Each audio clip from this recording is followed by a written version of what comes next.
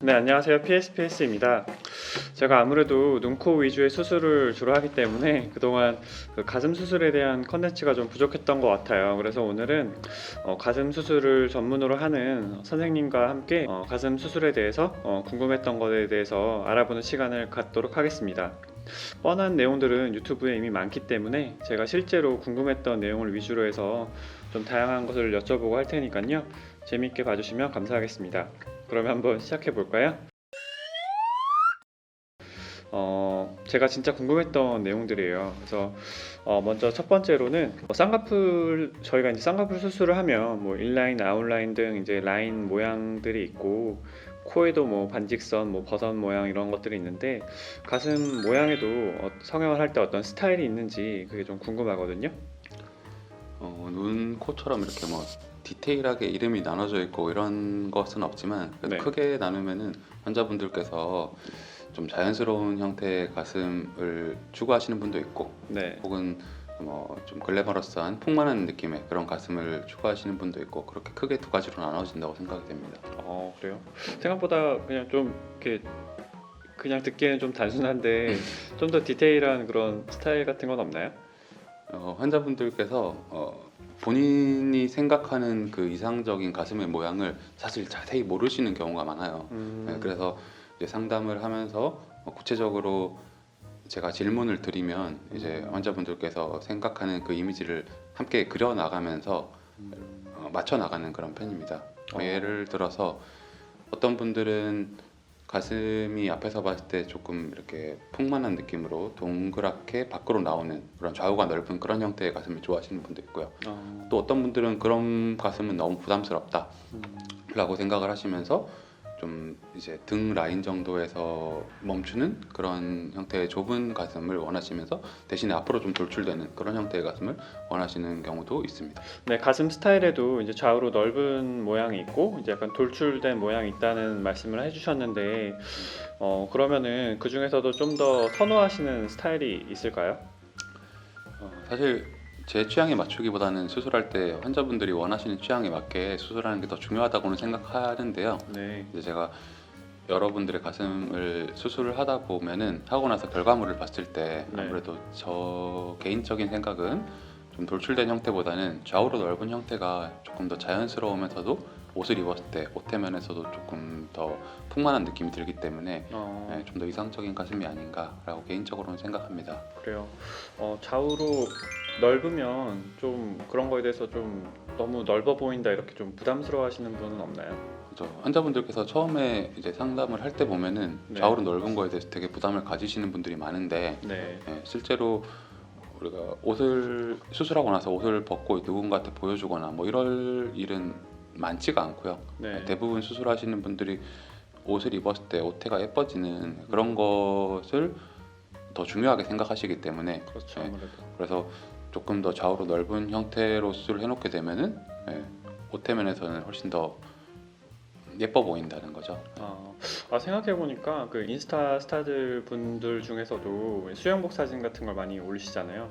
그러면 이제 가슴 그 어떤 몸의 윤곽보다 가슴이 이렇게 양쪽으로 좀 더 이렇게 나와서 좀 풍만해 보이는 느낌이 더 좀 더 예뻐 보이는 것 같기도 하고요.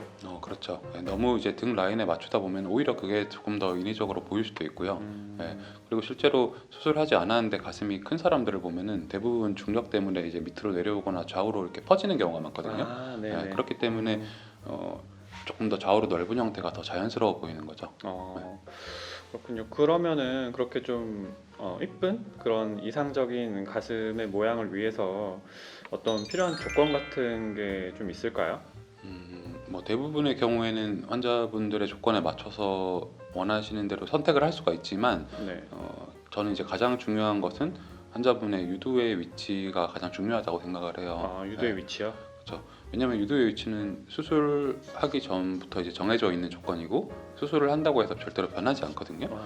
그래서 그 유두의 위치에 맞게 수술하는 게 중요하다라고 생각을 하고 특히 뭐 좌우로 유두가 많이 벌어져 있는 분들의 경우에 네. 너무 좁은 형태의 모형물을 선택하게 되면은 가슴이 많이 없을 때는 잘 몰랐는데 오히려 가슴이 돌출되고 나면은 그 모형물의 가장자리 쪽에 유두가 이렇게 형성이 되는 경우가 있어요.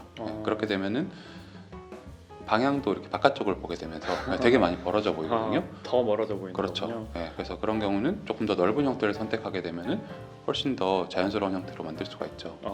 이거 약간 눈 수술이랑도 비슷한 것 같은 게요. 왜 그 눈동자가 눈에서 약간 바깥쪽에 위치하신 분들이 있어요. 그런 분들은 앞트임 몽고주름 있다고 앞트임을 너무 많이 해야 하면은 오히려 눈동자가 더 바깥으로 외사시처럼 그렇죠. 보이거든요. 네. 약간 그런 거랑 비슷하네요. 그렇죠. 이제 눈에서 유두가 있다면, 눈에서 눈에서 눈동자가 있다면, 그래서 가슴에서는 유두가 있는 것처럼 그 중심으로 수술이 돼야 된다라는 거죠. 그리고 반대로 오히려 유두가 많이 이렇게 가운데로 몰려 있는 분들이 있거든요. 그런 분들이 또 넓은 보형물을 원하시는 경우에 너무 넓은 보형물을 하게 되면은 유두가 이렇게 너무 안쪽으로 모여 보이고, 그렇죠. 그래서 그런 경우에는 환자분들의 취향을 고려하더라도 그래도 이 정도 선에서는 제한을 해주는 게 좋다라고 생각을 하고 환자분들께 어느 정도 제한을 해드리는 거죠. 네, 그런 거는 그 환자분들이 처음에 본인의 그런 어떤 상태를 파악하기 어렵기 때문에 전문가의 어떤 그런 상담과 판단이 중요하겠네요. 그렇죠. 그리고 그 외에도 뭐 환자분들의 피부 두께 이런 것도 중요하거든요. 특히나 넓은 보형물을 선호하시는 경우에는 피부 두께가 너무 얇으면은 그 보형물의 가장자리 부분이 만져지는 경우가 많이 있어요. 그런데 그렇다고 하더라도 이제 촉감적인 부분보다 더 중요한 것은 저는 이제 가슴의 모양이라고 생각을 해요. 그래서 우선은 모양에 맞게 선택을 하는 게 중요하고, 그리고 피부가 얇으신 분들이 수술을 하고 나서 오히려 피부가 더 늘어나면 더 얇아지거든요. 그래서 한 3개월에서 6개월 정도 지나고 나면은 이제 그런 모습들이 조금 촉감적인 부분에서 티가 많이 난다거나 그럴 수가 있는데, 그런 경우에는 이제 보완책으로 그 만져지는 부분에 대해서 뭐 지방 이식을 추가로 시행하게 되면은 피부 두께가 더 두꺼워지기 때문에 촉감적인 부분도 훨씬 더 자연스러워지는 부분이 있어요. 이것도 약간 이제 코 수술이랑 비슷한데 코 피부가 이제 얇으신 분들은 보형물 너무 높은 걸 사용하면 보형물이 비쳐 보이거나 할 수가 있거든요. 그렇죠. 그래서 그런 경우에 이제 뭐 근막이라든지 진피를 위에 보형물 위에 덮어준다든지 해서 그런 느낌을 좀 덜 넣어주는데, 이제 가슴 수술을 하고 지방 이식을 해주는 약간 그런 거랑 좀 비슷한 면이 있는 것 같아요. 그렇죠.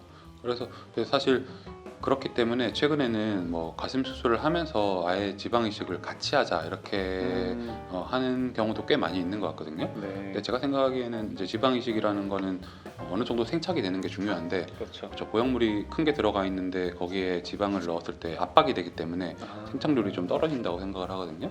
그래서 충분히 피부가 늘어나고 나서 그리고 그 결과물을 보고 한 6개월 정도는 지난 후에 추가로 시행하는 것이 조금 더 좋은 결과를 낼 수 있지 않을까라고 생각을 합니다. 네, 그러면 이제 눈, 코 성형할 때 보면 이제 시대에 따라서 유행하는 스타일이 있다고 말을 많이 하거든요.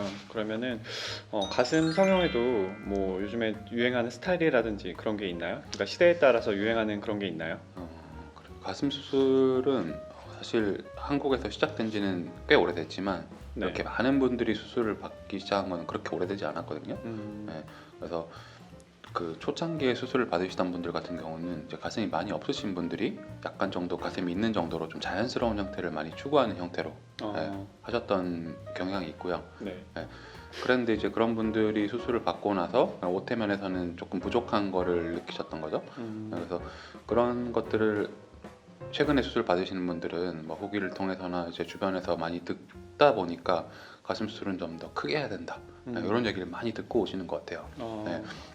그래서 상담을 하다 보면은 아예 처음부터 저는 그냥 최대 크기로 해주세요 이렇게 얘기하시는 분도 있고, 뭐 혹은 저는 최대로 들어가면 얼마까지 들어갈 수 있어요? 이런 거 물어보시는 분도 있고, 웬만하면 그래도 좀 티가 나고 좀 최대한 이렇게 오태도 나고 좀 이쁘게 하려고 하시는 분들이 많으신가 봐요.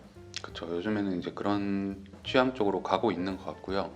그래서 실제로 예전에 뭐 10년 전에 수술하셨던 분들 같은 경우에 재수술을 받게 되면은 대부분 뭐 사이즈를 조금 더 키워달라, 이런 얘기를 많이 하시고, 그 전에 사용했던 보형물들보다 최소한 뭐 100cc 이상 큰 보형물을 사용하는 경우가 대부분인 것 같아요.